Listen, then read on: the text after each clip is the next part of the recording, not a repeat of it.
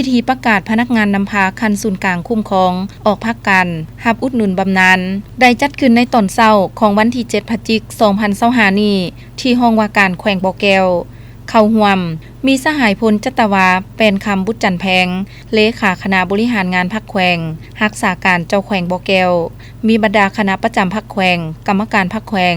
หัวหน้าห้องหัวหน้าแผนกการองค์การเทียบเท่า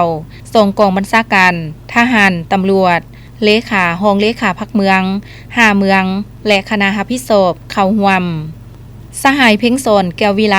ห้องเลขาคณะบริหารงานพรรคแขวงได้สรุปรายงานผลงาน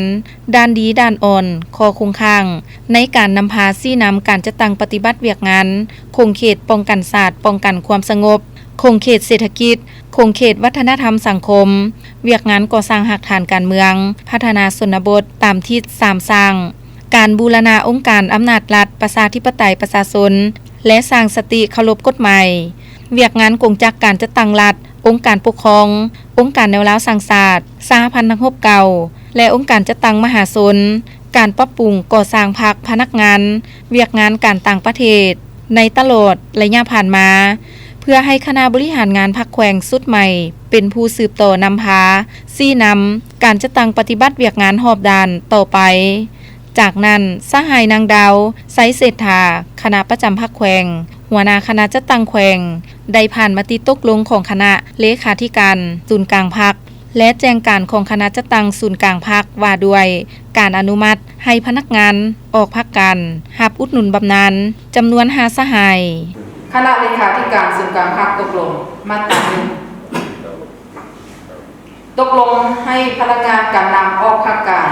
รับอุดหนุนบำนาญละเอียดดังนี้1. สหายเพ่งสอนแก้ววิไลห้องเลขาคณะบริหารงานพรรคแขวงบ่อแก้วเกิดเมื่อวันที่15เดือน9 1969รวมอายุเกษียณ56ปีเข้าสังกัดรัฐวันที่1เดือน6ปี1985รวมอายุการได้40ปี2. สหายดลคำพญาปุกปัญญากรรมการประจำพรรคแขวงห้องเจ้าแขวงบ่อแก้วเกิดเมื่อวันที่8เดือน12 1965รวมอายุเกษียณ59ปีเข้าสังกัดรัฐวันที่1เดือน6 1991รวมอายุการได้34ปี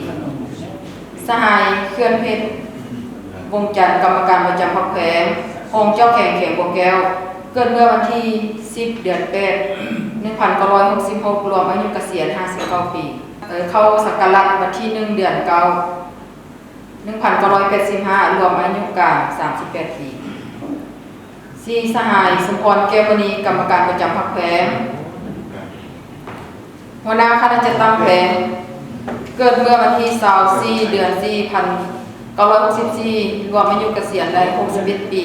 เข้าสังกัดรัฐวันที่1เดือน7 1983รวมอายุการได้42ปี5. สหายสุขาเรียนคำกรรมการประจำพรรคแขวงประธานกฎกาพรรคแขวงบ่อแก้วเกิดเมื่อวันที่2เดือน8 1965รวมอายุเกษียณ60ปีเข้าสังกัดรัฐวันที่1เดือน7 1988รวมอายุการ37ปีมาตรา2มอบให้คณะประจำพรรคแขวง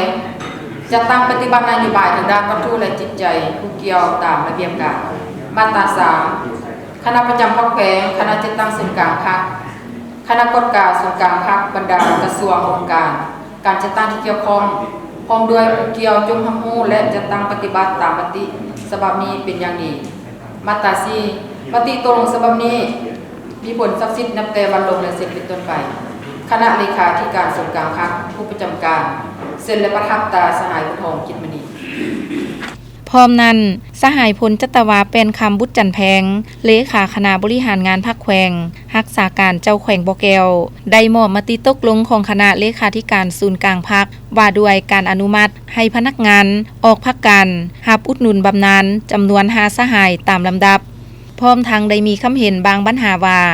การออกพักการรับอุดหนุนบำนาญครั้งนี้แม่นกฎเกณฑ์หลักการของพรรคเมื่ออายุเกษียณแล้วต้องได้รับอุดหนุนบำนาญตามระเบียบหลักการสำหรับคณะประจำพรรคสุดใหม่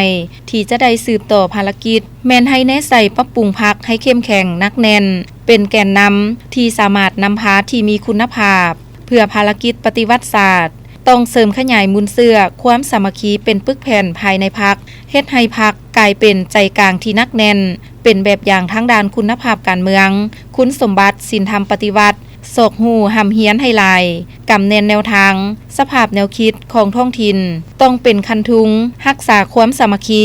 ต้องเข้มงวดในระเบียบหลักการดำรงชีวิตของพนักงานทหารตำรวจและประชาชนบรรดาเผ่ามีแบบแผนดำรงชีวิตที่ปลอดภัยปฏิบัติหน้าที่ด้วยความจริงใจ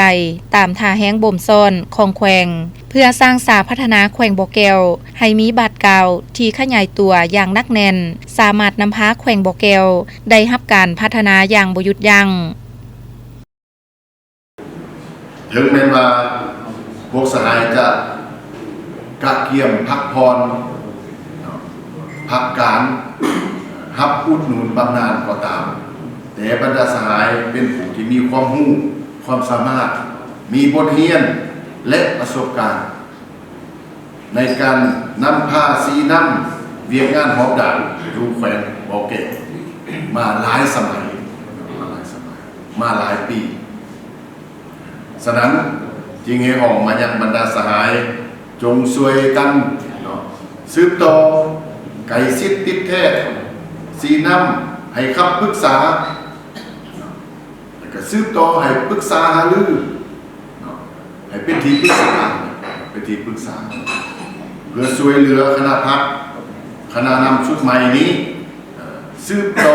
นำเอาบทเรียนและประสบการณ์เพื่อนำไปจัดการปฏิบัติเข้าในเวียงงานตัวจริงในต่อหน้าเพื่อให้แขวงบ่อแก้วมีการเติบใหญ่ขยายตัวขึ้นอย่างบ่หยุดยั้ง